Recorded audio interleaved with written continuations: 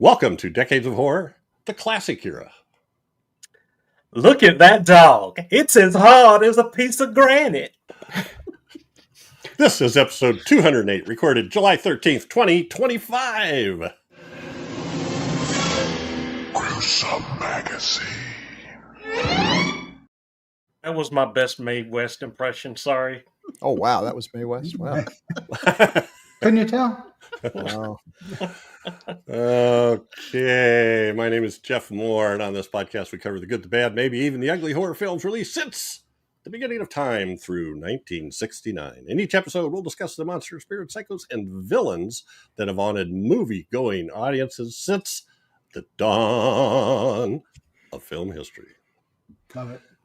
With me this week are my incredible co-ghosts. You can see we have a few more than usual. I'm saving our guest. Well, let's go with the guest first. We are joined by Michael Steinberg, our partner with PlayNowMedia, and we are excited to have him here. Yeah, I'm here today to audit you guys to make sure you do Well, a good it was job. been good while it lasted. We had a good run. Trust. Just remember, I can edit. Oh. So just tell me what you want. All this stuff beforehand. So anyway, it's great to have you here, Michael. Also with us is Chad Hunt, co-host on Decades of Horror, the 1970s and 1980s, a film producer, director with Wreak Havoc Productions, and a comic book artist and writer. How you doing, Chad? I'm all hopped up on Flintstone vitamins.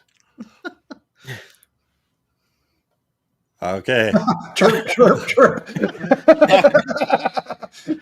I'm always trying to understand the hidden meaning, but sometimes There may not be one. there may not be one. Okay. So also with us is Daphne, the awesome, stupendous, and likable as hell. How you doing, Daphne? Hi, I'm doing really good. It's great to see you guys. Oh, I'm so glad. So glad we're all here. Also with us is Bill Mulligan, writer, director, special effects guru, co-host of 70s and 80s as well, and a published author. I was just hawking this at Congregate in Winston-Salem. Hawk. So, yeah, and I got to see, and then just when things were going great, who shows up? Like a skunk in a garden party. Chad? Dad comes loping in there, Yeah, probably stuck yeah. in without a ticket. And I just, did. I did sneak in. I didn't have a name badge the whole time, and I just walked around like I owned the place and just went in wherever. he carried a ladder, and they just let him go. Yeah. Put a rag in my back pocket, like a tape measure on my belt. It was great to see. Clipboard. Clipboard helps. Yeah. Also with us is Doc Rotten. Last but certainly not least, our benefactor and the reason we can all join you here. Yay, on the Doc. podcast. Hey, How you doing, Doc? I'm doing good. This was a pleasant surprise. I had not seen this movie, and I had a great time. Yeah. Hmm. Oh, Excellent. So I can't wait to talk about it with all our listeners and viewers. Okay, well, before we go any farther, Decades of Horror and Gruesome Magazine partner with PlayNowMedia on several of their channels. And in fact, Classic Era is on the Classic Sci-Fi Movie Channel, the Classic Horror Movie Channel, the Wicked Horror TV Channel. And you can see us there, you know. We're like big stars now on the streaming app, big screen. So, and we also have a promo code you can use. Maybe more than one. Maybe I should leave this one out for now. I don't know. The promo code that we normally have and that you can use and is still good is DOH60. It's DOH all caps 60. And what that does is give you 20% off your first payment. So if you subscribe to one of the channels, it's $6.99 a month. You will get $1.40 off. I could do better than that. I could do better than that. uh-oh. Oh, well, now wait. So if you do an annual fee, if you do the annual plan, it's $50. 20% off is $10. Then it's only I $40. could beat that too. I could Oh my We got 40 over here. We got 40. I got 40. Do I hear 39? Do I hear 39? So for a limited time, I have a promo code just for, that people could start using as soon as this episode airs. And it's good for the first 10 people who use it. And it's 50% off the first billing period. So if it's an annual fee, it's if you get an annual plan, it will be 50% off. and 50% off the first month if you do a monthly plan. And the code is DOH Rocks in honor of this episode. Rocks. I get it. Rocks, DOH Rocks. See where I'm going with that? I see Yeah. what you did. Oh. Okay, now, Yeah. So Yes, I Monolith. gotta have Michael. clarity. Is it rocks? DOH Rocks. No R-O-C-K-S? space. No space. DOHROCKS. I do know how to spell it. Now everybody's confused. Okay, just to clarify, DOHROCKS. All right. Yeah. Yes. 50% off. 50% That's almost off. half. Jump on that, folks. Almost. Almost. Very much. Yeah. Almost. Almost half. That could cost you some money. Mm. All right. And that's good for the first 10 people who use it. Awesome. So they got a lot of And that's for classic sci-fi movie channel. classic sci-fi. I'm movies. not sure if I said that because that would Okay. suck if people went out like, oh, I tried it on Wicked Horror TV, it didn't work. I tried it on classic horror and it didn't work. It's only good for classic sci-fi. Okay. Yeah. So Oh, no, are there any about other feature, right? restrictions? Any restrictions? I mean, do they have to like sign up on the website? Yeah, you have to do a web subscription to use the promo code. So you go to our website, which is, oh heck, I should have this memorized by now. But Well, if you go to PlayNowMedia.com, you will find and hit their click on their products. You will find classic sci-fi channel.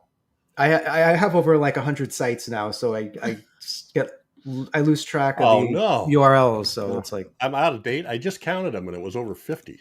Now it's over 100. Well, over 50 is it still is over 50. So you're almost still half. Oh,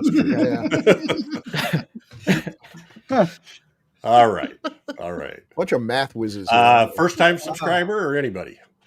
It has to be a first time subscriber. Okay. First time So subscriber. yes, there is a restriction. Wow, you're picking up. Do you want to work for us? I do, sorta. Anyway, all right.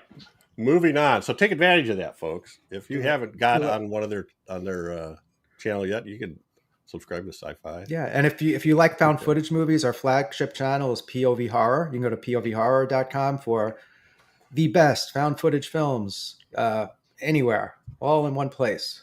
Well, and the first time I heard about Michael or knew of him was with the found footage critic. And there's a webpage.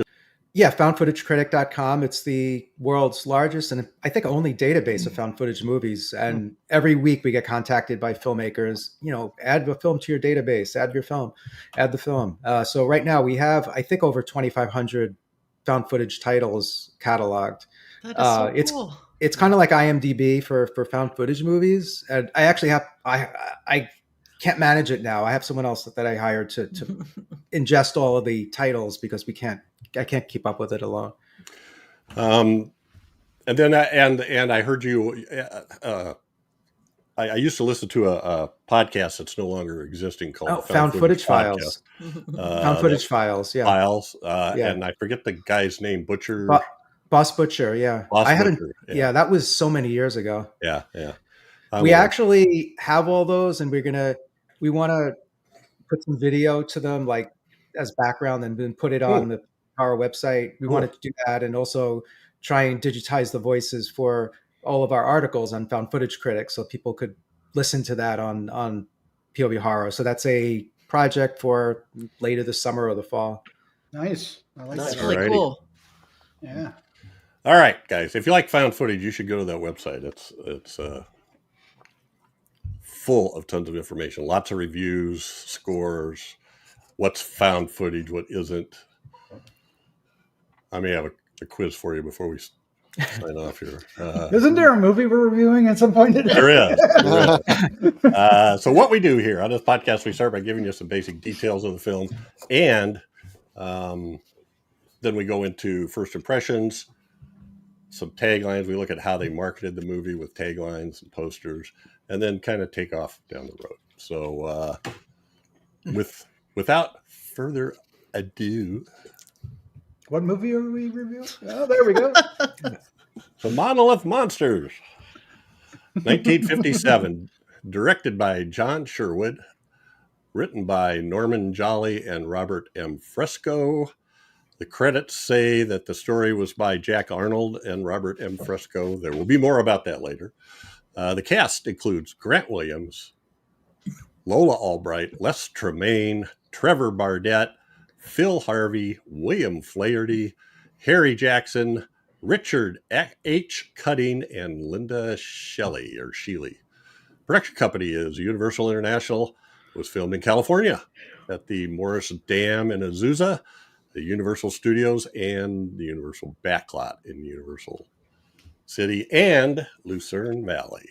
Filming dates. Well, I found something out about the filming dates, and I think we'll fill that detail in later too. But January 21st was the start to February. It was roughly 2 weeks. 1957. Release date December 8th, 1957 in the UK. For some reason, it came out there first. December 18th, 1957 in the US. The budget was, this is the first time I've ever seen this, but $381,792.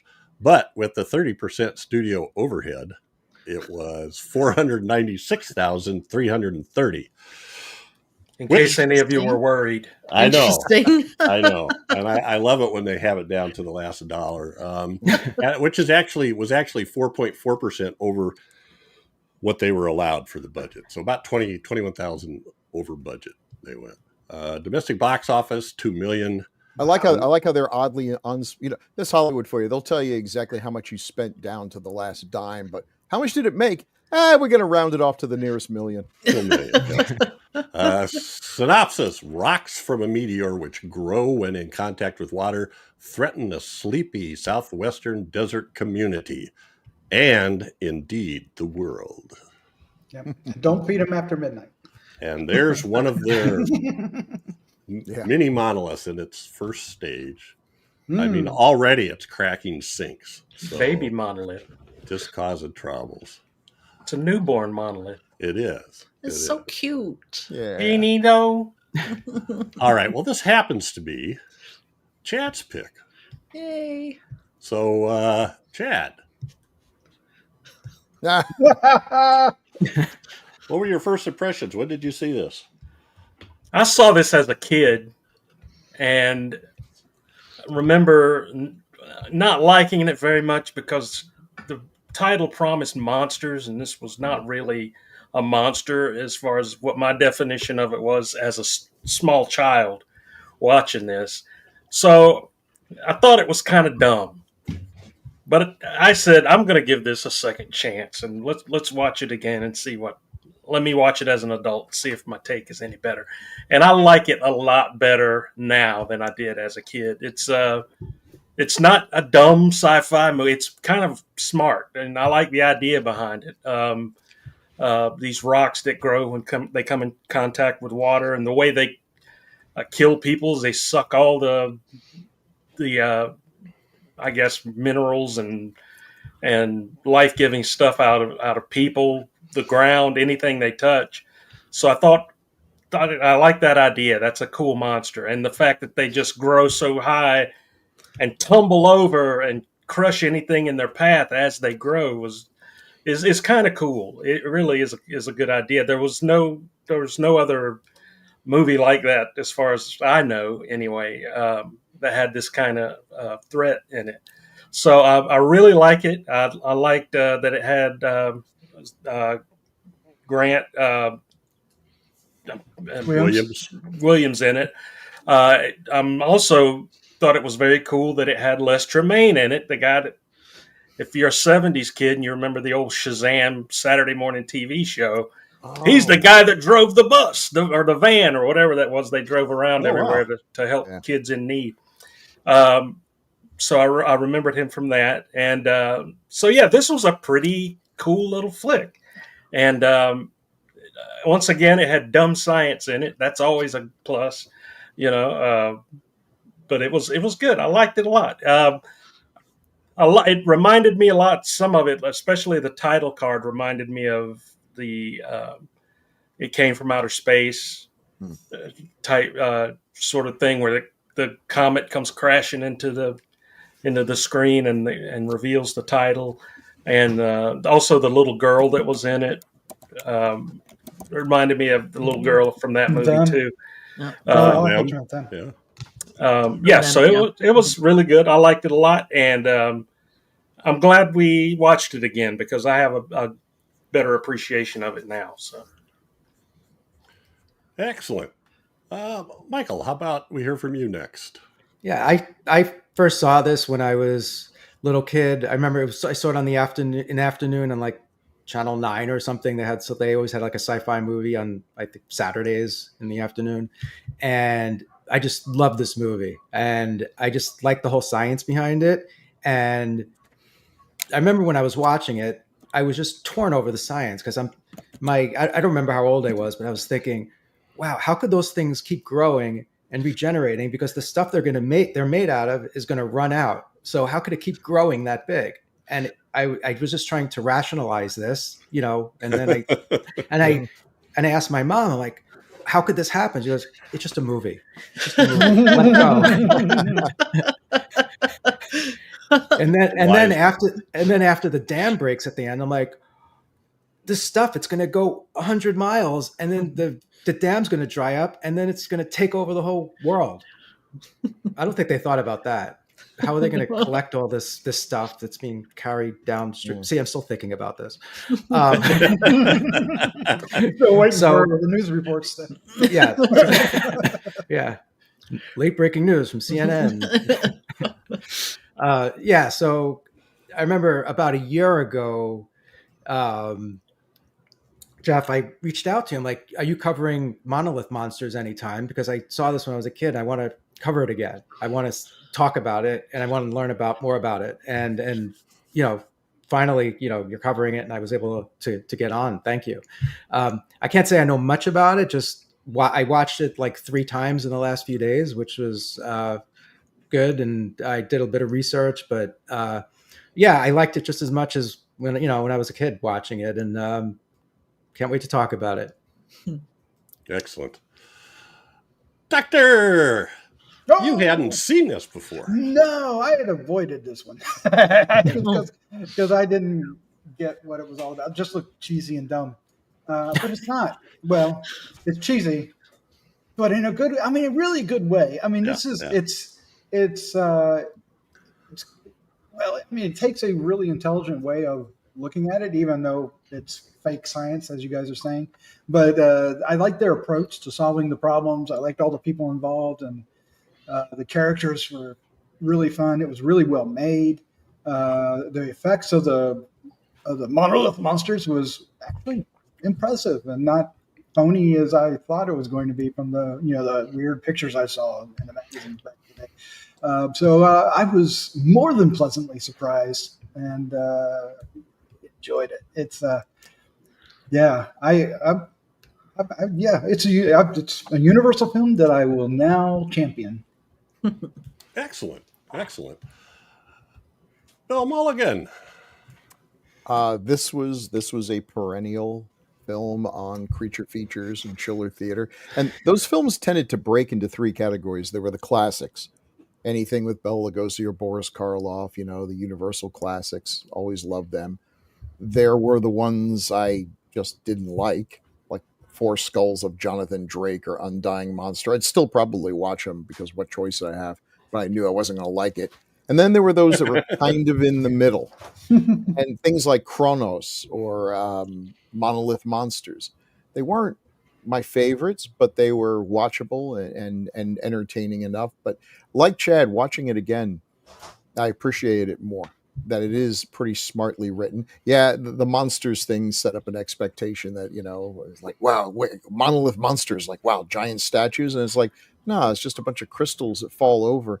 But then you're like, okay, I wouldn't want to be there when they fall over on top of you. And they are getting bigger and bigger. And that's kind of cool. I remember watching this as a kid and thinking, I bet there's aliens behind this. Like, this is how they're going to take over the earth. They're not going to come with, not going to saucer us and have shoot them down with our sea. They're just going to drop a bunch of rocks that'll grow, smash everything in their path, and then they'll swoop in after we're all crushed and sprinkle a little fairy dust or whatever and take care of the whole thing, and they've got a nice flat planet to work over. But that never happened. It's a cool idea. It's a different idea, and it does have, if not necessarily good science, legit sounding science. You know, that these people really are working through a problem, and there's no bad guy, which I always find interesting. There's, you know, almost always they try to force, there's an evil businessman in town who's going to try to make a profit from the fact that the Earth is being destroyed. And no, everyone's just doing the best they can, figuring out what's going on, and then coming up with a solution. I like it. It's a more gentle one than most of its kind. But it was entertaining, and you see all these actors. I didn't know their names. I still don't know all their names, but I've seen them a lot of times, and watching them is like a comfortable old shoe. Yeah, I would agree with that. Thank you, Bill and Daphne. I hadn't seen this before either, like Doc, and I wasn't really expecting, a whole lot. But oh my gosh, I really enjoyed this movie. I really enjoyed this movie. I loved I guess it was kind of described as a natural disaster movie, but I just thought of it more as like nature versus human type thing. Like you said, no evil, but yet very dangerous. Because I always think it's fascinating what would happen if nature just, if we mess stuff up or something happens to us, nature's just going to return, and we're all going to we don't matter at all in the big scheme of things. And then I just thought it was a really cool idea. And something that really struck me with it too was the sound that the rocks were making, and it kind of built up. And then when it was right outside of the town, it was always happening, and it was just kind of got under your skin. I really like that. I like good sound in a movie. I thought Grant Williams was very handsome, so I liked when he was on the screen. And I thought the story was great and really different. And I thought it was a lot of fun. I think I might get the Blu-ray. Ooh. There Jeff is a influence. Nice. Scream Factory Blu-ray. Right, And with so it begins. Yeah. Oh, and I thought of something else too. Follow me, Grasshopper.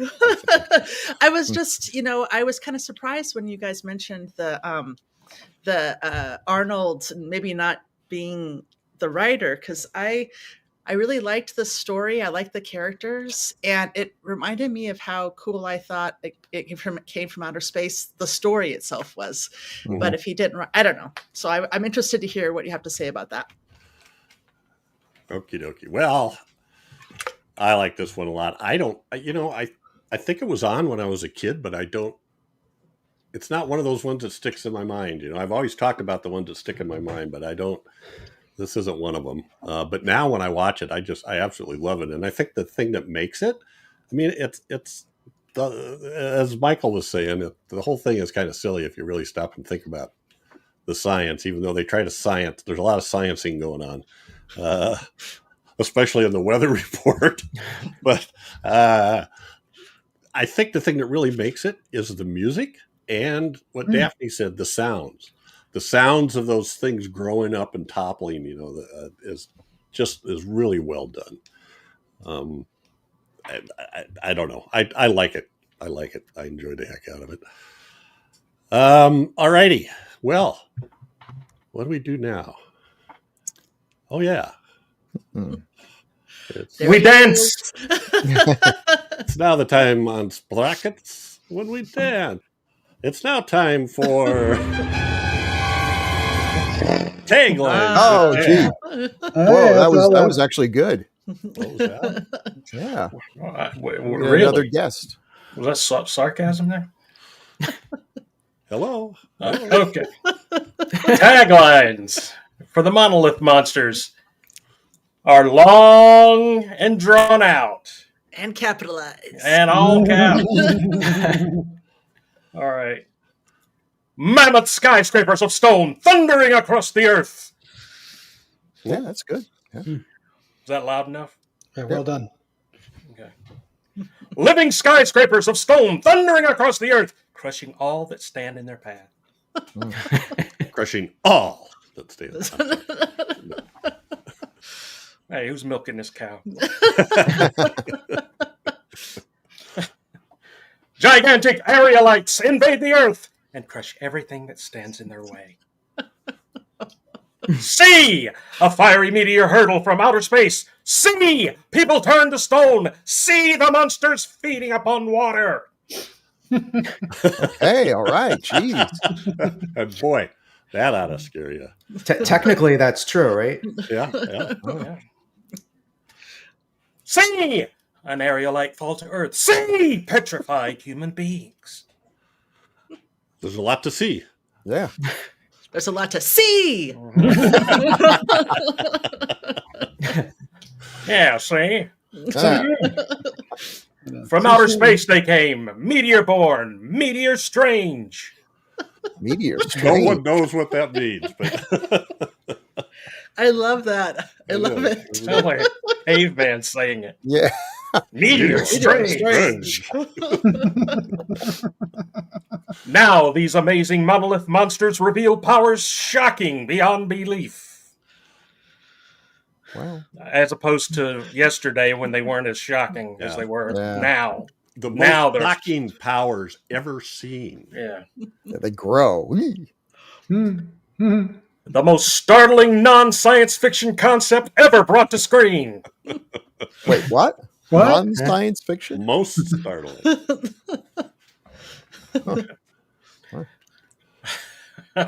Strange because it's not true. Stranger than anything science had ever discovered at this, as thrill crowds upon thrill. That's What? not a mistake. I saw the tagline. Thrill crowds upon thrill. Thrills are crowding to thrill you, I think, is the idea, but I don't. There's so Well, many thrills that the old thrills are knocked out by the new They're thrills. just crowded out. Yeah. Thrill overload. As thrill Thrill. crowds upon thrills. So you've got thrills crowding on top of each other. You're going to come back from the matinee looking like you're all beaten up, and your mom's like, "What Yeah. happened?" It's like, I got buried under a bunch of thrills. Thrills Like- for crowding. I didn't Is that a understand meta- what was going on. I'm going to Is suck that a it. metaphor for the rocks? I guess. Yeah, Yes. Very good. This was the day the monolith monsters attacked the earth. Original print ad, all caps. Oh, I wasn't supposed to read that part. Sorry.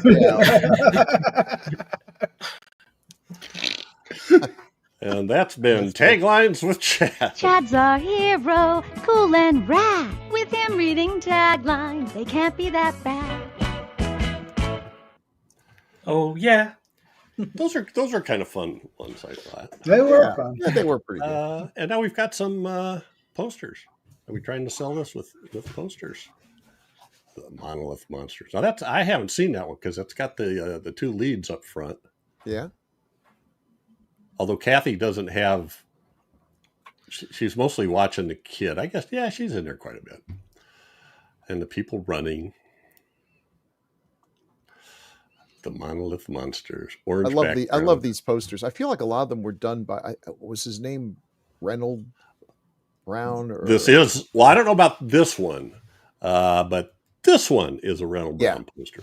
That's a cool one. And that's a lot of the same, the crowd drawing is pretty similar there. He's great at those crowds running away from stuff. There's always that one guy who's losing his hat, and I just love his stuff. I have one for Frankenstein Conquers the World. I have one of his posters. I love his. I want to style. get this poster. I want to get this poster. I love it. It is good. It It is a cool It's great poster.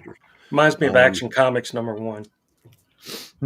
The guy running away in the foreground, and that's Superman's crashing a car. Or any of the Marvel monster ones where it's always I am hoo and I'm going to take over the world, and then there's all those Jack Kirby guys running away. Yeah, so in the background we have the monoliths toppling, falling into pieces, a city, a town beneath, and people running among the rocks to escape. Everyone's serpentine. That's right. You don't know what those rocks are going to do. And then In fairness, if you get killed by the Monolith Monsters, it's really kind of your own fault because you were lollygagging around watching them grow and Yeah. seeing how Yeah. long you. It's like, when the Leaning Tower of Pisa finally falls over, people will be crushed, but I'm not going to have a whole lot of sympathy.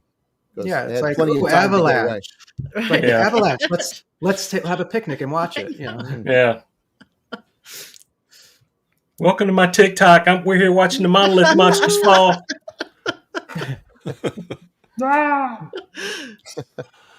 All right, and we have, I think, La Cité Petrifiée. French, Oh la la. the Petrified City. Mm. Other titles were just Monolith was the working title. In Germany, maybe I should have Michael do this one, but I'll give it a shot. Das Geheimnis des Steinernen Monsters. Just Monolith would have been an awesome title for it. Yeah. The Secret of the Stone Monsters. And then we had La Meteora Infernale, the Infernal Meteor in Italy. Monstros di Piedra in Mexico, Stone Monsters. And in Dutch, this one I know I'll screw up, but the Vest, I don't know how do you say that. 4 consonants in the Westertinde Stad, the ruined city. I don't know. Yeah, sure. The Vesta. There it is at the bottom, right there. Stad. It's right there at the bottom. That's one of those dual Der posters. Westine. Belgian, yeah. Oh, I got an extra D in there apparently. These foreign countries have a different word for everything. Westinde. Yeah. But all the same. I mean, there's the the bottom half is pretty much the same. Yep. Take me down to the petrified city. Where the rocks are cool. All right. Well, one of the things we saw as we looked into this movie was it said that it was the story was co-written by Jack Arnold and Robert M. Fresco. And we have this wonderful image of a bunch of Jack Arnold movies, which I'm a big fan of. So good. So Jack good. Arnold's. But according to Robert M. Fresco, co-writer of the screenplay and a co-contributor of the story, Jack Arnold contributed nary a word to this. He was originally pegged to direct it, but then got pulled into a more of a regular feature. That would be considered a step up, I think, in Hollywood. But well, 2 of these films have a lot to do with this film. They do. Yep, because the meteor at the beginning came from outer space, and the lead is from Incredible Shrinking Man, which came out 8 months earlier. I think so.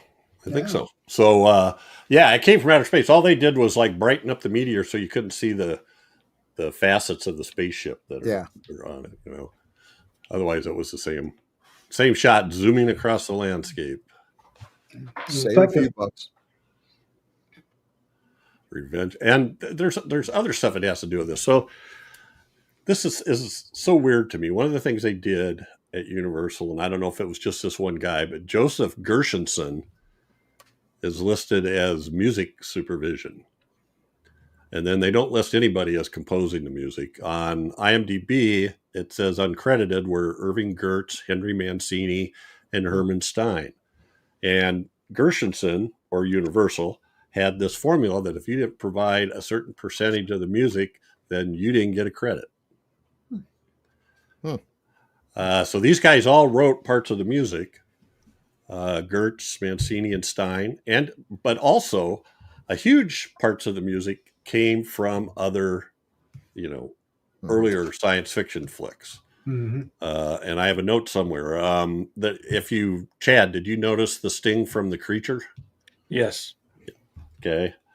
So we got the 3-note creature thing and some motifs from The Creature Walks Among Us. Also, it came from outer space, This Island Earth, and The Incredible Shrinking Man.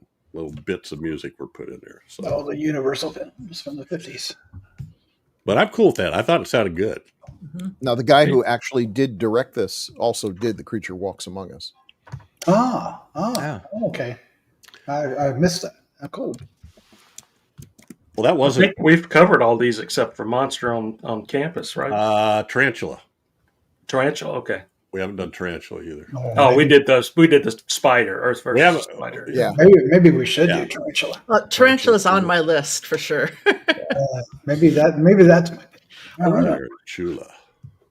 See if it's available. Michael, is that available? That's a good question. Let me find out. Hold on. Not to put you on the spot or anything. Yeah. No, I know we have that. Let me just see if it's scheduled now.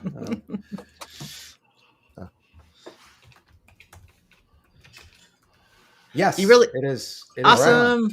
Yes, What's it on? it's on Classic It's on Sci-Fi Classic Movie Sci-Fi Channel. Movie Channel. Wow. And if you use the promo code DOH Rocks, Yes. you get 50% off the first All right. billing period. All right. Mm. All So right. that's something to be said at the end of the film. So I don't know.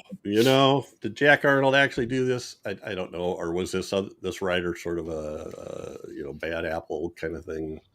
Or what? Maybe I feel like it's one of those situations where he had some input on it, but didn't actually write anything. Well, somebody came to the writer, and he either couldn't remember who. I'm trying to remember now. Fresco and said, "We want a script where it's the danger is from these minerals that grow." Somebody had read an article about the actual minerals that do that. I think they're called trobants. Yeah, we used to have those where you grow your own crystals in Yeah. And so he didn't know who came up. So maybe Jack Arnold came up with that idea, Right? And Fruit, because of that, was in there. But I'll buy that for $1. the commentary on the Blu-ray is Tom Weaver, and he says that he apparently had extensive interaction with Robert Fresco, and he said he had not a single word to add to it. Now, he could have put parts in. So anyway, But it's in the credits. it is in the credits. But Jack Arnold, I think was kind of a big shot then, don't you think? He did a lot of classic yeah, sci-fi stuff for them. Really good. Yeah. Let's talk in general here for a minute about, and this is one of the commentaries, and there's two commentaries out, so I'm not sure which one this was on, but they talked about science fiction of the 50s that they found out, at some point they did these big expensive science fiction movies like War of the Worlds or This Island Earth, but what they found out was it wasn't really the science fiction that drew people in, it was the horror, and you could do that stuff a lot cheaper than spending a whole lot of money on good science fiction effects. And that's kind of, does that ring true with anybody, or anybody else know anything about that? Yeah, I mean, when you think of like This Island Earth, almost all the advertising is the mutant, and he barely shows up in the movie. I remember being so disappointed when I watched the movie that the mutant just sort of wanders on and then dies. And the aliens are these high forehead guys with not scary at all. So I was kind of expecting to see a whole lot of the mutant, which is a great design. So the design lives on because it. Yeah, they're considered now part of the Universal Monsters. Universal Monsters. Yeah. Mm-hmm. I think it was intended to be that way from the start, but it never got traction. Mm-hmm.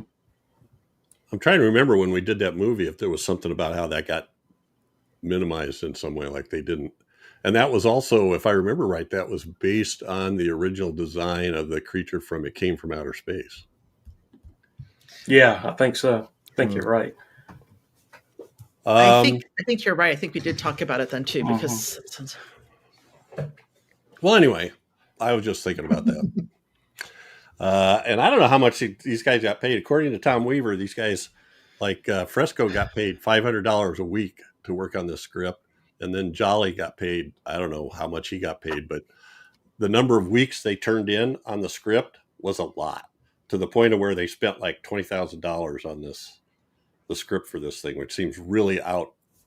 Maybe they were just, they were studio writers that had a salary. Maybe that was the deal. I don't know. Maybe they didn't want to work the rest of the year. I don't know. I didn't understand how somebody'd spend that much. He'd spend like 7 or 8 weeks on writing this, and then Norman Jolly comes along and spends even more time rewriting it. It's Hollywood. It's Chinatown, Jack. Well, this is a movie that depends more on the writing because the monsters, you can't just show, minutes and minutes of things falling over. They had to. You had to actually have some writing on this one. It's going to be by its nature pretty talky. Yeah. But the whole stone thing where they turn to stone is quite. Yeah, that was a cool touch. Yeah. I'd forgotten all about that. Like when the one woman, is like in the screams in the truck, and you look and it's like, oh my god. Yeah. Norman Jolly was best known for writing 77 episodes of Space Patrol from 51 to 55. And Fresco, I think, also kind of moved out of science fiction and was, in fact, a little bit embarrassed by his science fiction roots, I think, at some point. Wow. He did win an Oscar for a short called Czechoslovakia 1918-1968 documentary in 1969. Nobody watches that movie anymore, but we're still watching the Monolith Monsters. That's true. Nothing to be embarrassed by. Short documentary about the history of Czechoslovakia. Anyway. That packed him in. He also had a hand in Tarantula. That's brave. And that's pretty much, the 27th Day. We talked about that, I think, in the last couple episodes. We got a string of mid-50s science fiction movies going here. So, all right. Takes care of them. And the director, I know we don't have a separate card on him, but this is like the third and last film he directed. Otherwise, he was mostly second unit guy. On some pretty important movies like Sign of the Pagan and stuff. But he died young. He contracted pneumonia and died in 59. So. What other stuff did he work on? Most of it, like Francis Joins the Wax. I love the Francis movies. I do too. The Glenn Miller story. If you don't know, folks, Francis is a donkey? talking mule. Yes, Talking mule, yeah. And every single movie is exactly the same. Francis will talk to the one guy who then tries to tell all his buddies, hey, this mule can talk. And they're like, yeah, say something. And it just looks there. And then they walk away and Francis is like, oh, I'm not your trained donkey or whatever. And gets him in all kinds of trouble. He's going to get court-martialed. He's going to be put in a funny farm. And then at the very end, they have like a courtroom scene. And Francis finally, right when this guy's about to have a lobotomy, he finally says something. Everyone's like, oh my God. And that's like the end. Everyone says, well, I guess the donkey can talk. And they don't think of the, theological implications or whatever. Just, I love those movies. There is no God. Francis. Francis is like, who's your God now? Because they just shove peanut butter in his mouth, like Mr. Ed. Well, you kind of mentioned it in the way you told that, but my memory is that most of them involved the military in some way, either sailors or army or whatever. I just remember it was fodder for one of my dad's favorite dad jokes. Like my stepmom's best friend's name was Francis, and anytime they came into contact, it was the same Francis ass comment. Yeah. And it was just like, Francis, God, Dad. Hi, Move your ass now. Well, hoping none of my cousins are listening, but we used to call my Aunt Gladys Aunt Happy Butt. Happy Butt. This was a weird turn. Wow. Yeah. Glad ass, happy butt. What's the difference? Why Glad happy ass. butt? Why Glad happy ass. butt? Okay, yeah. Glad ass.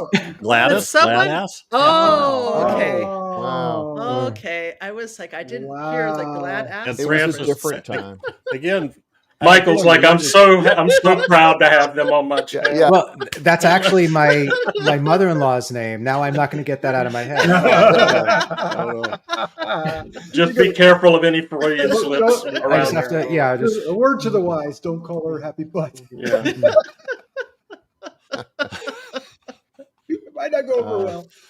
where are we going? We here? apologize to That's anyone awesome. named Gladys. No, And if people don't know, the Francis movies are sort of the precursor to the Mr. Ed TV show, which again, anybody younger than 60 doesn't know what the hell we're talking about.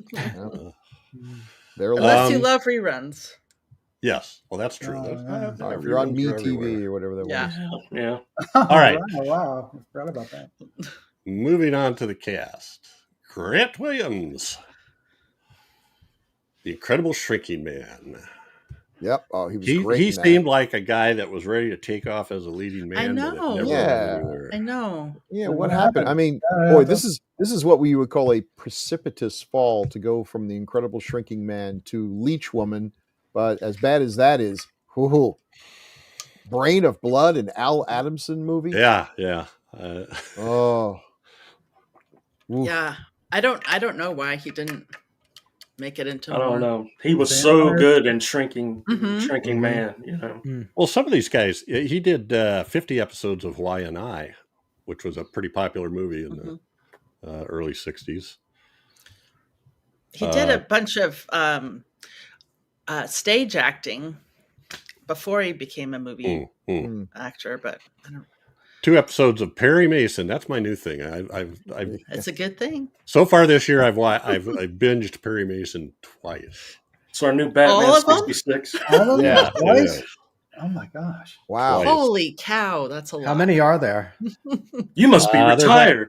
260 episodes. Yeah. Well, what I do is when I sit down to write the blog or to look up research or anything, I put Perry Mason on. And you can kind of follow it because there's a lot of, repeat. Stuff doesn't move very fast. It's not like John Wick or something. The Monsters 50. Yeah, I already said that. So, yeah. Oh, you know what else he was in? And I just found this on YouTube. I haven't had a chance to watch it yet. But he was in a movie called The Couch that was written by Robert Bloch.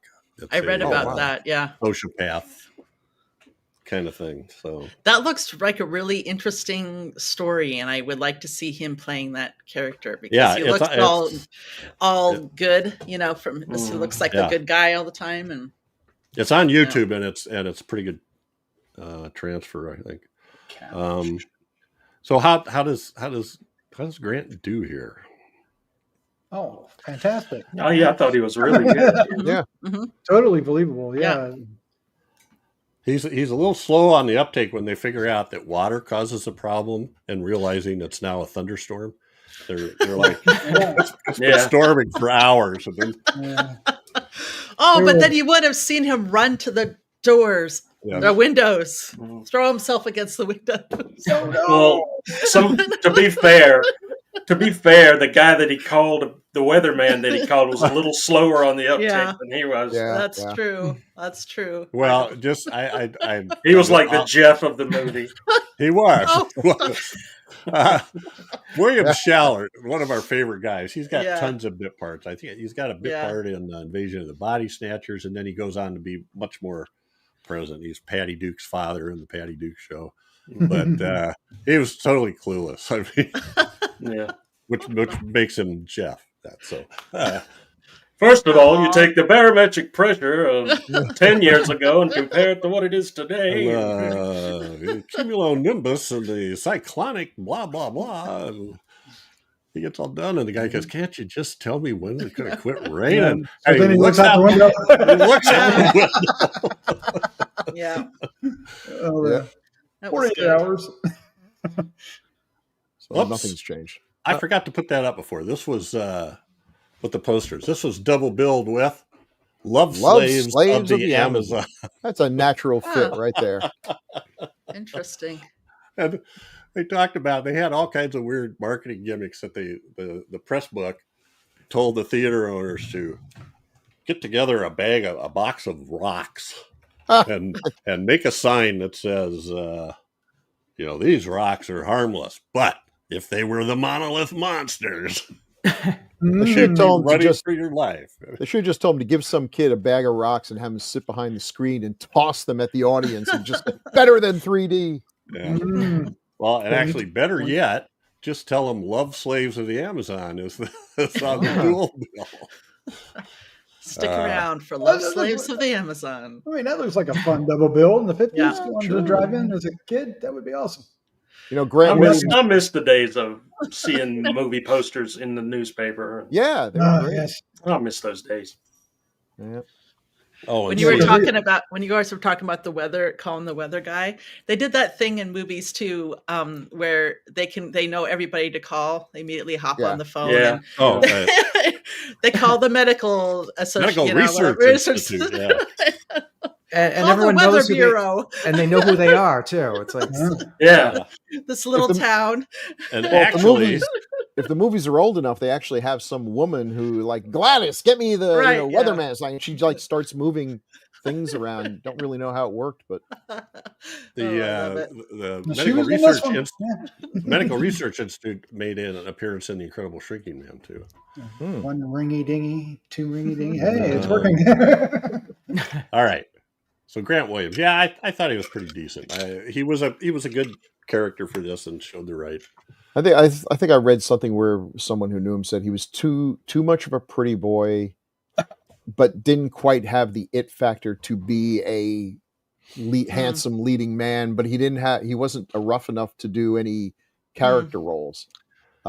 He's in one other movie. I forgot to put it in there, probably out of kindness. Doomsday Machine, Yeah. which is truly god awful. He was in the Monsters one episode. So Oh, was he? He looks Yeah. like someone who'd be like going to date Marilyn and then Yeah. run away. Yeah, Yeah. yeah. His name was Dick Prince. Dick Prince. Ooh. I'll stop it. Subversive. And it's Prince, not Prince. Like, with a C, not a T. He left them everywhere. That's all over the table. He All left him in the snow. Well, man. here's the rest of the cast. So The glasses in the cabinet. in this top picture, we have Lola Albright on the left. She was plays- sassy. Yeah, She was, yes, she was really good. I liked her. Awesome. She looks Now, like a firecracker there. and then we have, I think those other, just the kids in her class. And then the next shot is Les Tremaine, I think on the left. I need to expand this. Yeah, that's him. And then the guy next to him in the dark hat is it Trevor Bardette? He's Yeah. The professor. the professor. Mhm. Yeah. Yeah. covered Notice- up Trevor my- You notice how Yeah. the hero is And- always the one guy who doesn't have to wear a hat. Could be. Hey, I didn't realize that. Yeah, he Uh, always has the girl. Les Tremaine is the owner, publisher, editor of San Angelo Sentinel. That was it. Yeah. Yeah. Wow. And he happens to know a lot about geology. Mhm. Yeah, for a newspaper man. I took her class. That's a Uh, rock. I bought it for $1. I was fine. Well, Trevor with it. Bardette is Doesn't do a it. really recognizable character actor too. He's in tons of stuff. Lola Albright, Grant Williams, and the one on the right is the police chief Dan Corey, played by William Flaherty. And then the bottom picture is Les Tremaine again talking to who becomes our first victim, Ben Portman. Ben Gilbert, who is a geologist that works for the district office of the Department of the Interior. And has a total crap car. I'm watching it in Oh the my beginning God. and it's like, God, give this department a little bit more money, people. Jeez. He has to open the door from the outside. He doesn't have any brakes. That's has to that's fill up a the thing of water. radiator. Yeah. But he was prepared. He was. For a geologist, he's kind of dumb because who takes the cap off a radiator I that's know, overheating yeah. and it Yeah, doesn't yeah. explode in your Yeah. face? Everybody does it. Don't. Everybody I know that does it looks like Two-Face from Batman. Yeah. Absolutely. So every time they discover that the rocks can grow or that water does something as an accident, right? He spills water, pouring it into the radiator, Yep. and then drives away, but it's getting on the rocks and they're getting ready to. Get our Take first off. little Mhm. tease. Too many allusions to water. It's like it was everywhere. It was, And then he, Yeah. then Took a glass, had a nice tall glass of water when he Yes, got he back does. to the office. he does. And we see that flask of distilled water. I know. Wasn't That great? reminded me of Frankenstein. Yeah. That's what he labels. You have to Abnormal. keep that stuff out of the hands of children. Abnormal brain, distilled water. Distilled Abnormal water, yeah. Distilled water. Usually And little the storm sticker says comes up and acid. blows the thing off and breaks the water onto it, and it goes crazy. And then what was the other one? When they finally discover it's water, it's because he dumped Professor Flanders chips a piece of rock into the sink, and he goes and dumps coffee into it. Well, what's coffee except flavored water? Are you sure? So they do it again. Yeah. Just to make sure coffee doesn't make them grow. Yeah. Yeah. That'd be awesome. It's a caffeine. I guess it's scientific. Now pour regular water on it and see what it does. Put decaf in to neutralize it. The coffee made it all ADHD and Yeah. jiggly wiggly. Shaky. I liked I- the sink being all broken and cracked. Yeah. I thought that was Yes. a cool thing. I was a little disappointed that Ben, after he turned to stone and Grant Williams discovers him, that when he falls over, he didn't break into. Yeah, that was. I was Yeah. wondering if that was going to I was happen. waiting for that. I was All we hear is a disappointed. thud. They must have. But it was a good thud. Yeah, I wanted to shatter to millions Yeah, of pieces. Yeah. my headspace. I was going to T2. I was waiting for Yeah. Exactly. Yeah. like liquid nitrogen. I want to see him break, shatter into 1,000 pieces. Yeah. Seems like a logical thing to do. Maybe they tried it and it didn't. That would be pretty horrific. Yeah, maybe it's too horrible to show back then. Who knows? Lots of still photography though. Whenever someone's Mhm. frozen, you could tell it's like the Yeah. grain. Yeah, the Grain- camera the grain would isn't freeze. moving The anymore. grain Yeah. doesn't move. Yeah. But it was done artfully though. They transitioned into it really well. That's still preferable to when they just have the actors like this. Like, can you stand perfectly still? Sure. And you're like, well, no, you can't. Really, not at all. I mean, Unless I thought it was very effective too. Like when they pulled the thing back in the truck, the Yep. tarp off. I mean, it wasn't scary now, but I bet it was a legit scare. No, yeah, it was disturbing Oh, yeah. seeing all, and that it happened to several. You see it several times, so it's easy to imagine it happening to the whole town. And that way, when you Yeah. find the little girl, like, oh no, she's going to freeze too and die. Mhm. Speaking of, well, I do want to mention, I haven't looked a bunch of stuff up, but Trevor Burdett, I'm telling you, this guy is, I can't tell you how many things I've seen him in. He's got 247 credits. Ooh. Now, which guy was he? The craft He service was guy? the Craft professor, service. the professor with the black hat on there. I know. I'm just With messing the with you. mustache. And notice how when they he goes to meet with them and says, I better come along and help you. Well, I was hoping you'd offer. I'll go do this. I'm already packed. Well, how could he already be? Because he wasn't taking anything. He was Yeah. just he put his coat on. Put his coat and hat Yeah, on. all I need is my hat. I don't have a girl, so No. So you scroll through his credits, and he's in, like, as usual, like every TV show possible. Even Gomer Pyle. Yeah. Yep. Westerns, Twilight Zone. did he ever show up on Perry Mason? Well, I know he did because I just saw him in it, but I'm not seeing it, so it's bothering me.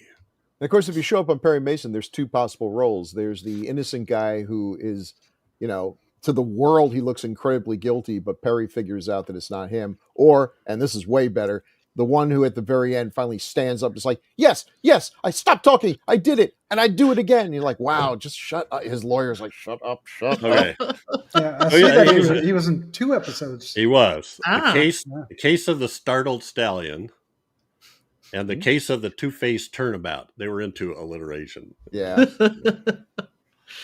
And I'll bet Harry Jackson was in the two-faced turnabout. Sounds like Scooby-Doo episodes. And they do, yeah. I'm willing to bet, I hate to take more time doing that, but I will anyway. Let's see. He did an episode of The Texan, Rory Calhoun comment in there. And I swear he's done more of these science fiction movies. Johnny Yuma was a rebel. Yeah. He was Lone in Ranger. Yeah, I was gonna say it does 2 episodes of Lone Ranger. That was a Broken favorite Arrow. to watch. Yeah. in the reruns.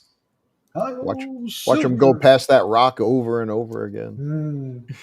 Well, we'll just let listeners fill us in on that. They can think of other science fiction flicks he was in, but he's a great guy. Then we have the little girl, Cute little girl. She was good. Ginny. And then we see her again. Look, her hair is unkempt. Dirt on her face. Yeah. Blank stare.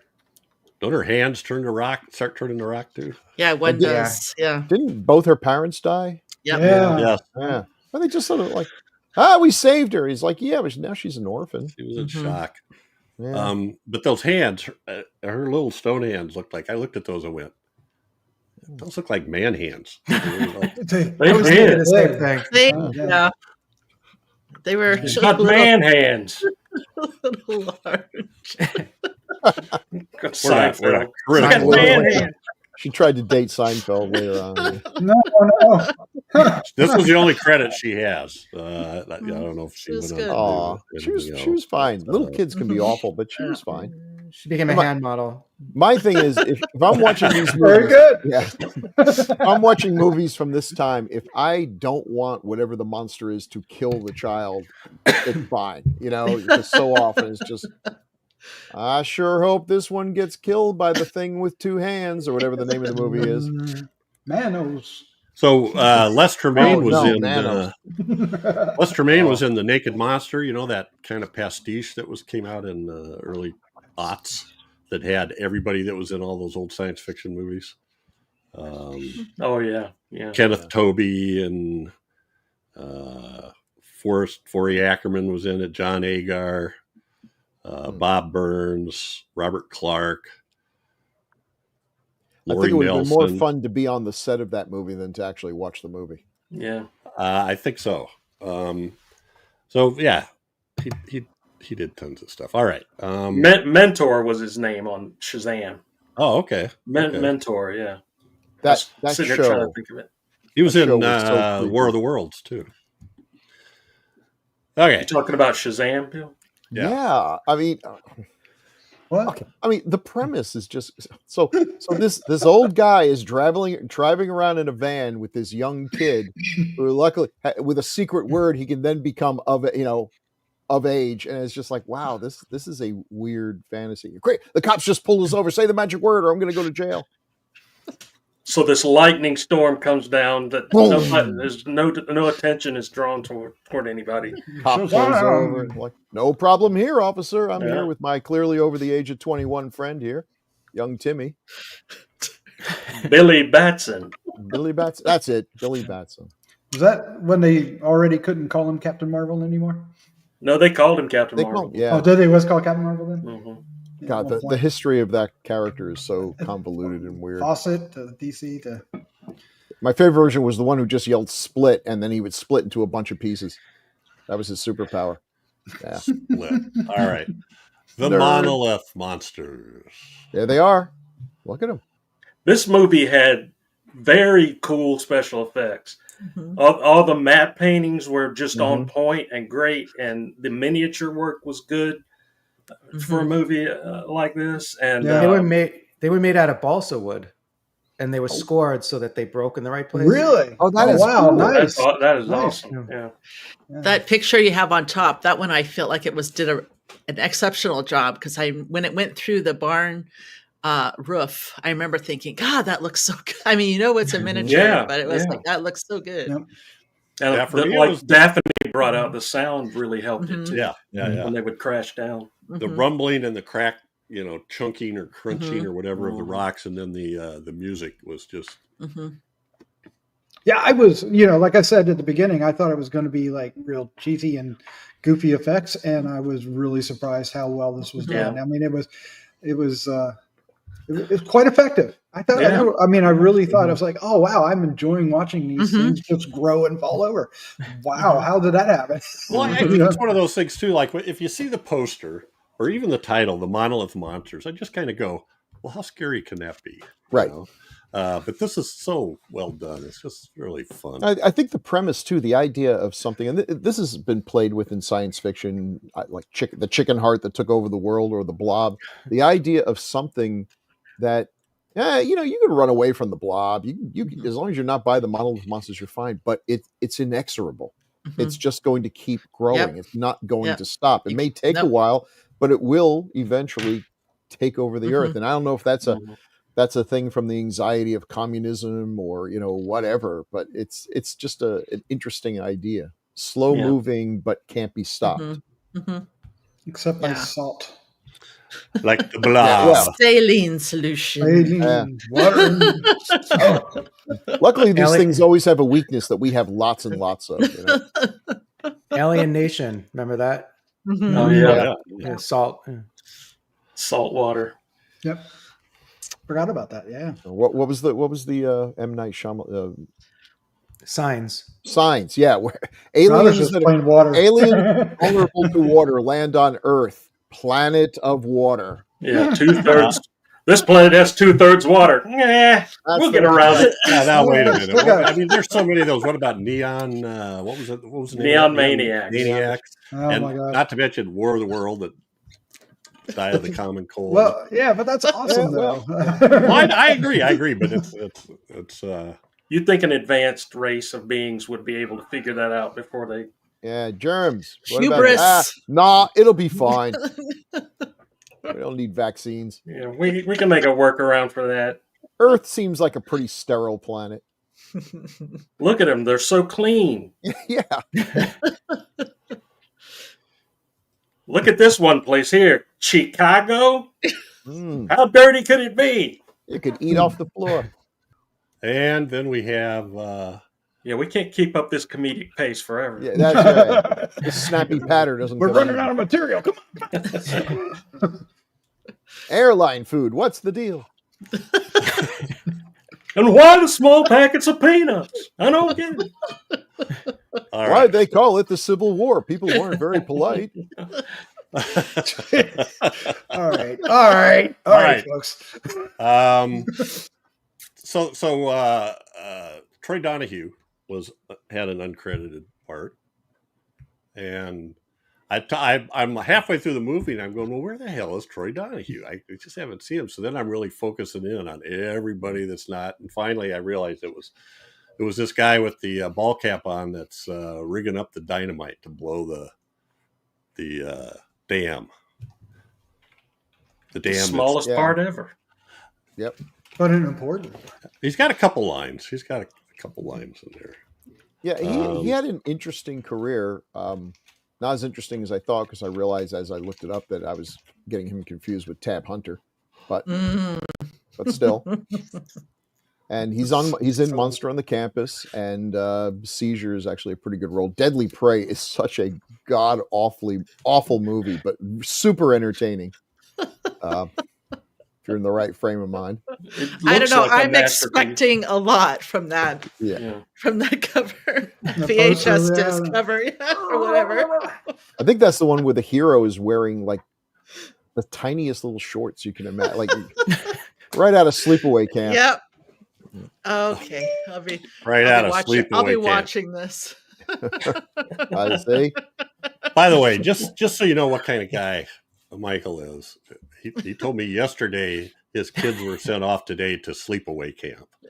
Oh wow, Michael, tell us about that. That's no specific words. It's not Michael like day camp or anyway. Did you tell him, Michael? Just for this podcast. Yes. Yeah. Very good. Very good. No. How was camp, guys? Well, things got weird. There was another cameo in here that I recognized. Paul Peterson was the paperboy. That they were spreading the news for everybody to evacuate, I guess. Trying to make a buck. That's about his age there in the top of this movie. I couldn't find a picture of him in the movie. But he goes on to be in 275 episodes of The Donna Reed Show, which was on for 8 seasons. And when Shelley Fabre after about 5 seasons, she left to go to college. And so they adopted an orphan girl who turned out to be Paul Peterson's real life sister. So that's the young girl in there on the left. Anyway, They look alike. stuff you didn't know you should know. And now you know. Paperboy. Boy, there's another thing that's just disappeared from Yeah. America. Paperboy. No kidding. Used to Or have the little paper street routes urchins like, extra, extra, read all about giant crystals, kill us all, extra, 10 cents. I used to do it, but I got fired because my first day on the job, I was throwing my paper at the inflatable Halloween yard things as hard as I could. Wow. So, yeah, I got fired my first day. That's awesome. And think of the fun you could have had. Like the game Duck Hunt. Yeah. Yeah. All right. I was lighting them on fire and throwing them into the yard. Yeah. It was terrible. That's all the stuff I got. Anybody else got anything else they want to mention here? Well, Paul Frees. Did he do the? Oh, yes. He did. He did. Was he in War? Did he do War of the Worlds? I think. Yeah, he Yeah, was he such did. a great voiceover. Yeah. And Beneath the Planet of the Apes, he's the isn't he like the guy who tells us, that planet is now dead. I love his voice. Yes. Oh, He was yeah. two of the Beatles in the Beatles cartoon show. Yeah. It didn't sound like any Beatle I've ever heard, but he was great. He's So awesome. I looked at this intro. This intro goes on forever. I thought, I'm going to type that up and use that as a possible quote. It's 180 words. Good gravy. That would just Yeah. be cruel. And time gets mentioned lots. Time, and the little is time. Anyway, you could tell that was him. It felt He kind also of padding.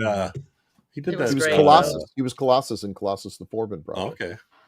Yeah. Didn't you say you were going to say something about the doctor that came up with the saline solution? Well, I kind of did. Harry Jackson is. He was going to tell us the origins of how they made saline and the ingredients. Yeah. And all There's that. another guy that didn't live very long. He died at the age of 50.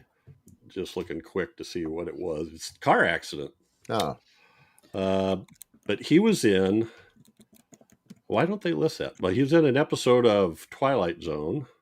And which episode? But didn't you say he was showed up and he was always the smarmy one, or the? In Perry Mason, he's in 7 episodes of Perry Mason, and that's his last credit in IMDb, even though he didn't pass away for another 10 years.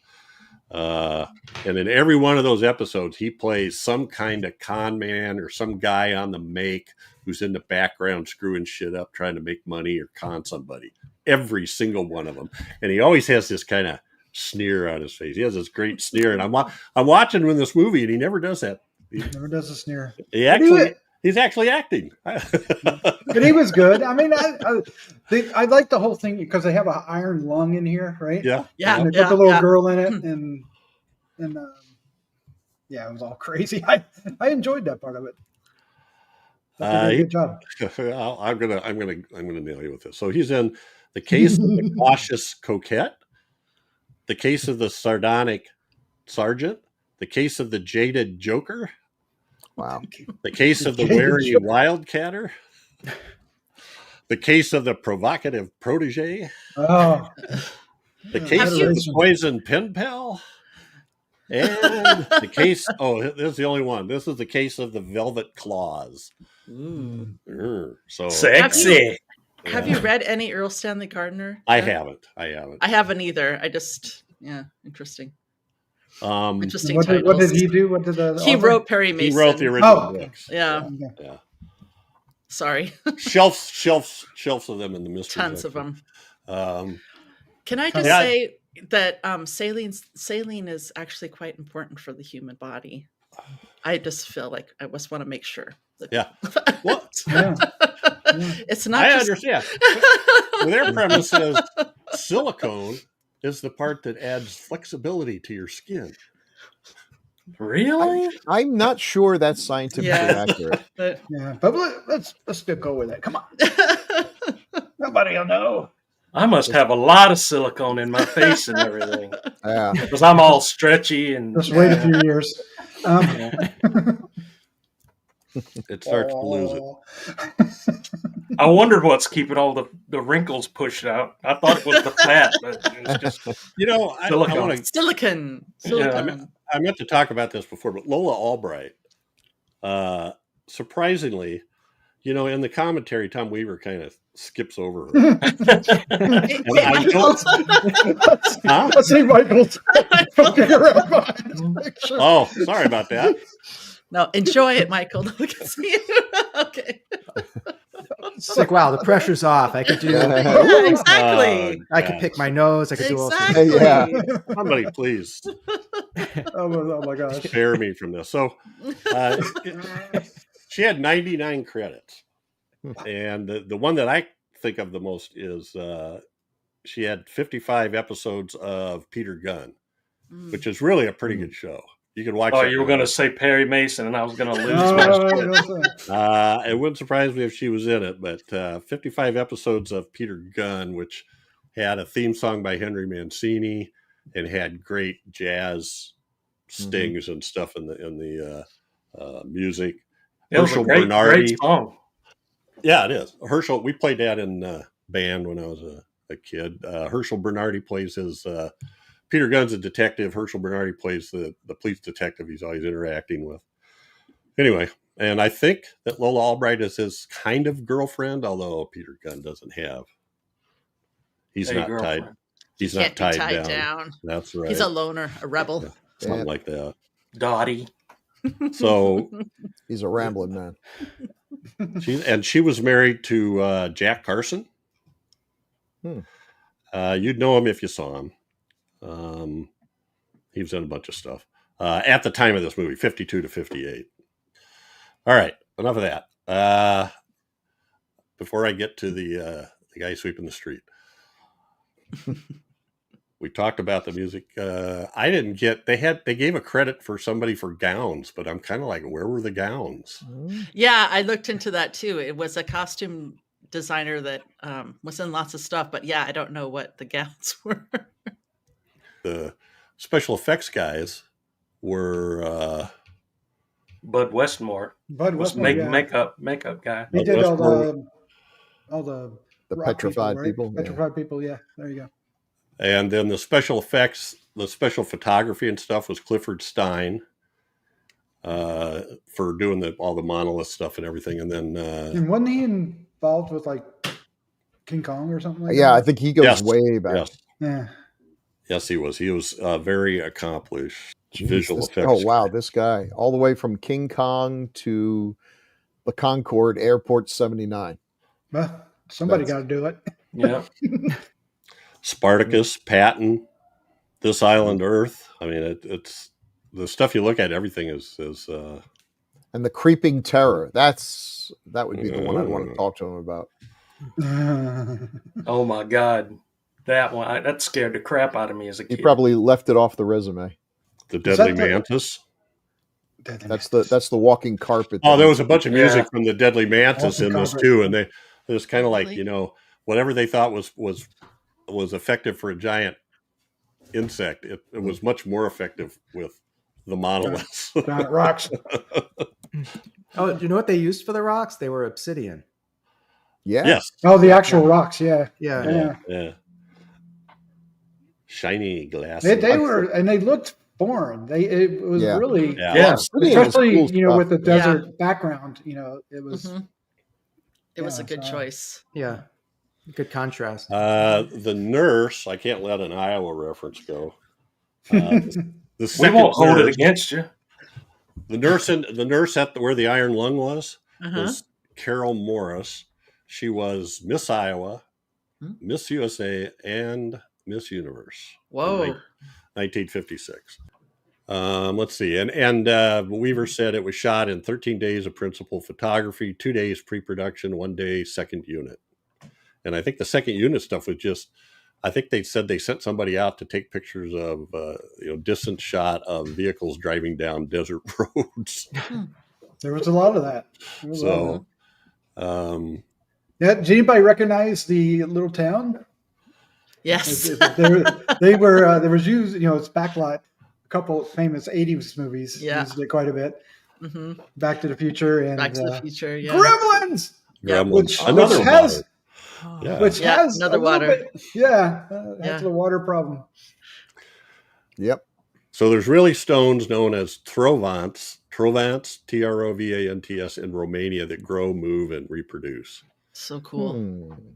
They take in minerals from the air, minerals from the rain after each heavy downpour, combine with the chemicals already existing in the rock to produce a reaction and pressure within that actually causes the stone to grow and reproduce. Pet rocks.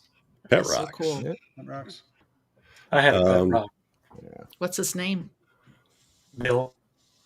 This one is currently available on the Classic Sci-Fi Movie Channel, the Classic Horror Movie Channel, Tubi, and pay-per-view.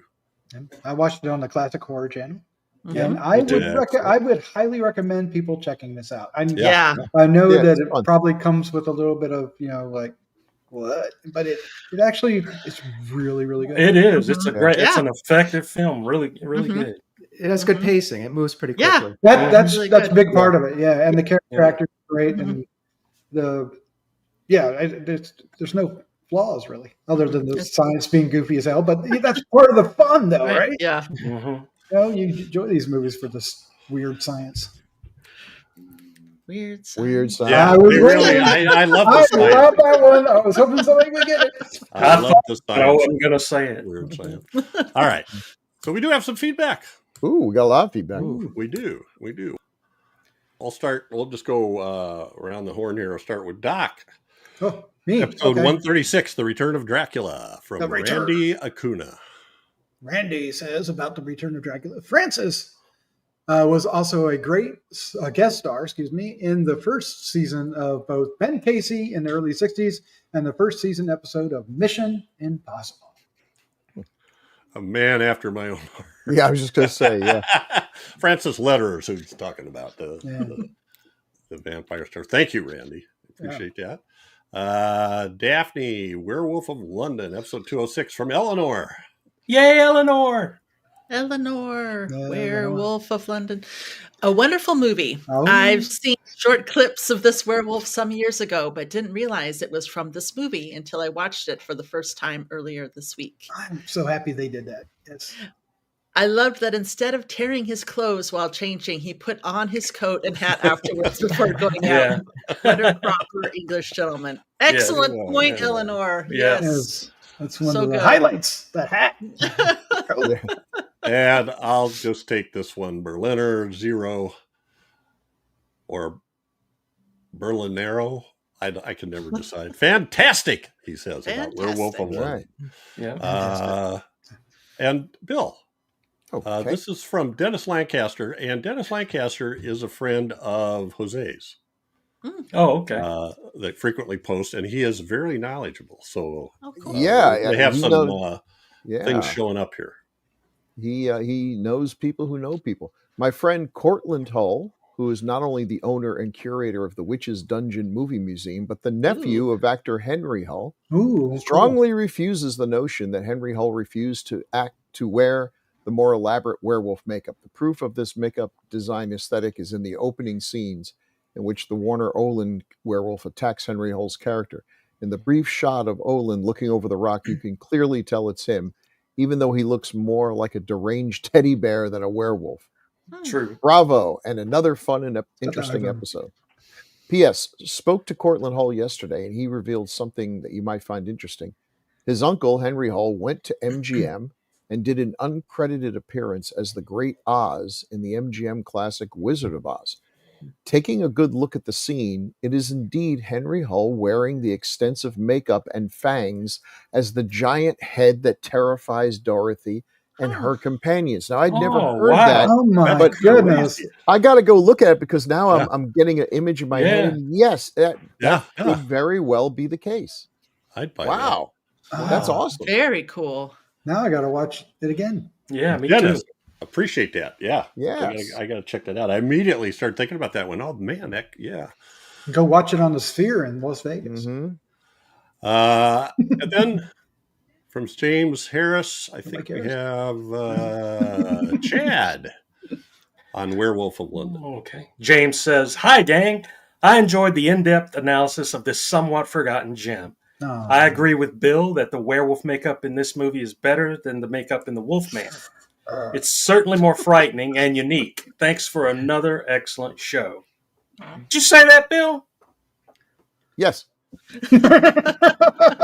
Of course. Yeah, I think it looks more scary wolf-like than big kind of poofy teddy bear. Too much It's a hair. totally different concept. Yeah. I'm Yeah. fighting words. I know. I mean, I like it. I like No, I love the I like Werewolf the Wolfman movie better, and I love Chaney's. I like Chaney's character when he's not a wolf better, and I like his portrayal. I like everything about it better, but I just think the monstrousness of Werewolf of London is a bit scarier.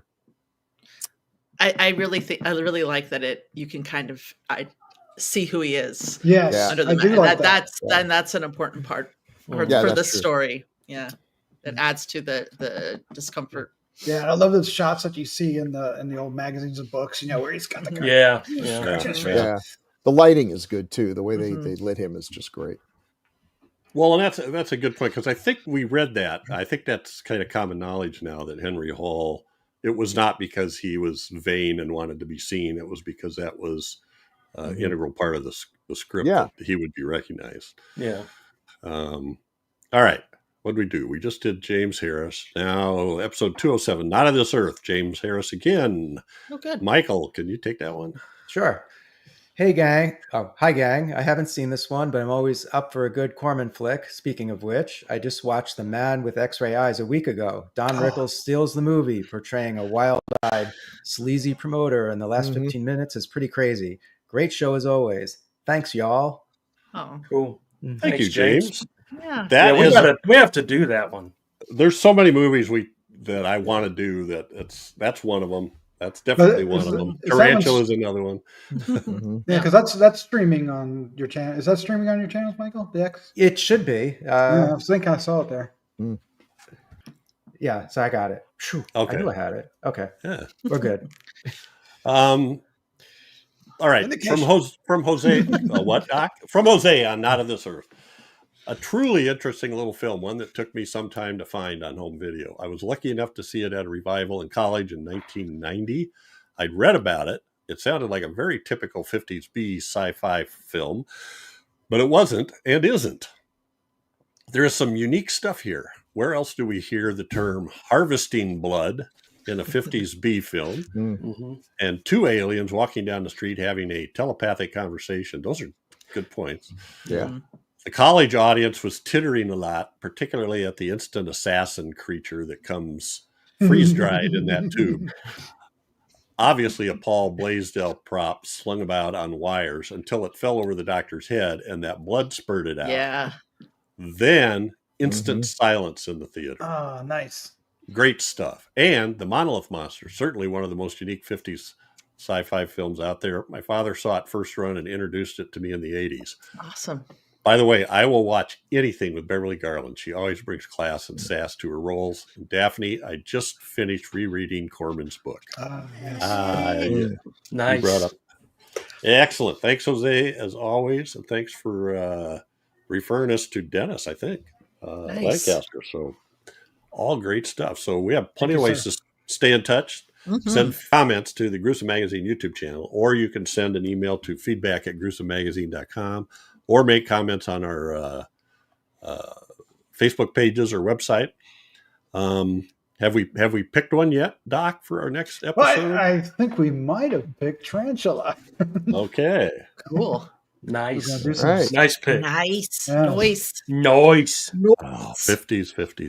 Yeah, it's still 50s, but it should be fun. Nice. There's All a right. lot of things other than the Tarantula. It will be Fun way. nice. And Michael, you just told me yesterday that you just added like 10 new channels this week.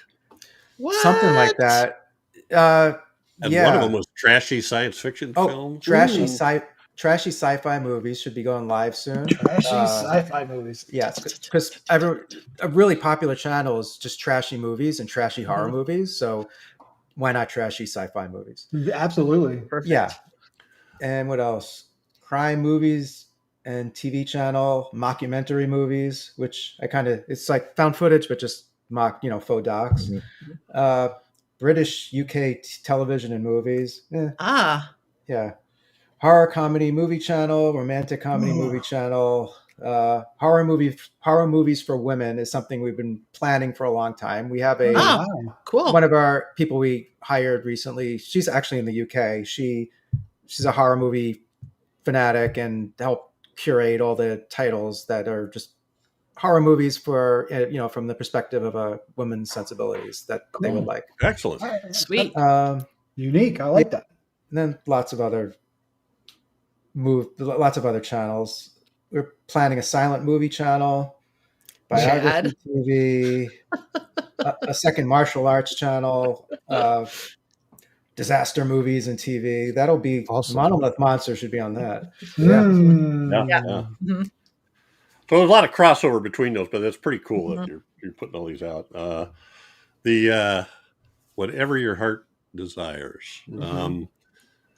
I appreciate you coming on, and appreciate for you waiting a year before talking to me again about Monolith Monsters. And when he asked me about it, Chad had just put it on the list. So I'm like, hey, perfect.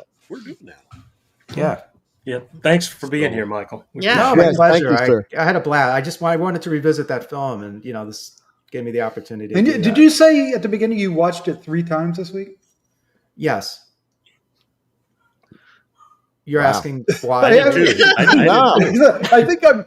Say more about watching it 3 times. Well, I watched it one time, and then I just had it on the background while I was doing the coding for these apps. So it was just kind of rolling around in my head while I was typing and doing my. Are you and Jeff related? Look, Jeff will watch a movie like 4 times. Yeah. So how did it play out in repeat viewings? Did you enjoy it as much on the 3rd one as you did the first one? If I had to watch it, there would probably be like diminishing return. But as background, it played out well. Yeah. Isn't that great that we can do that? Yeah. So awesome. There were times you had to wait years maybe before you saw. That's right. A movie on TV. Oh man. Yeah. So And it is like comfort food having these in the background. This is the best time. This is the best time in history, and we're almost with it. Yeah. Well, let's thank our patrons real quick before we go. And if you like this video, hit like, please hit like and subscribe.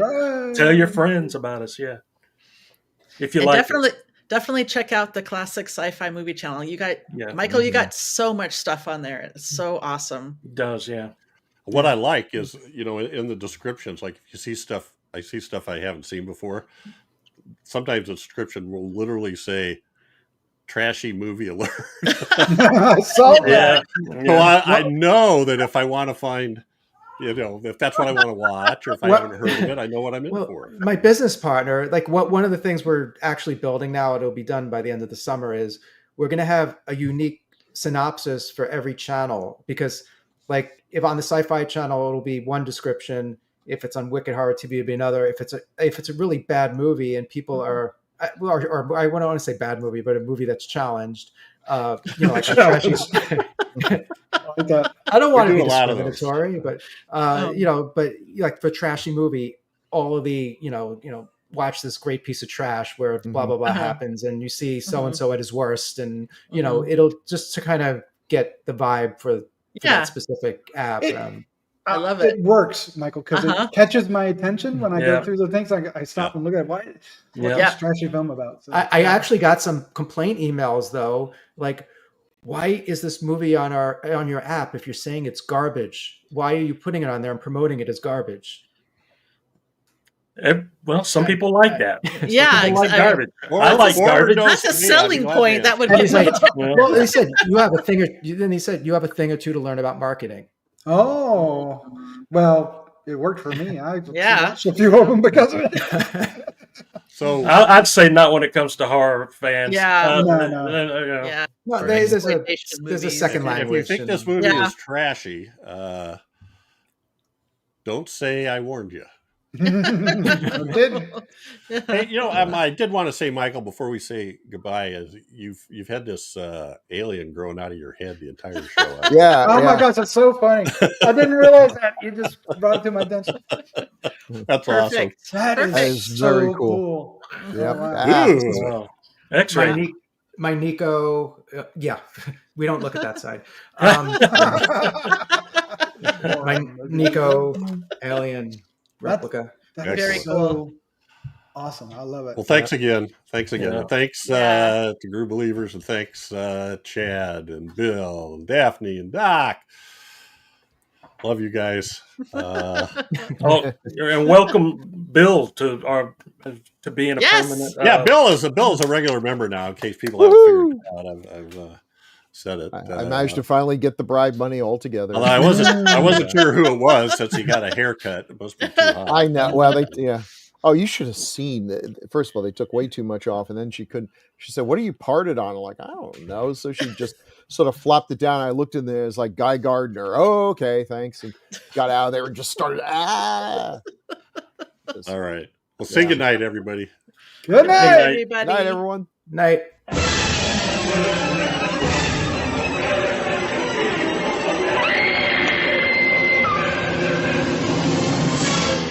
Gruesome Magazine.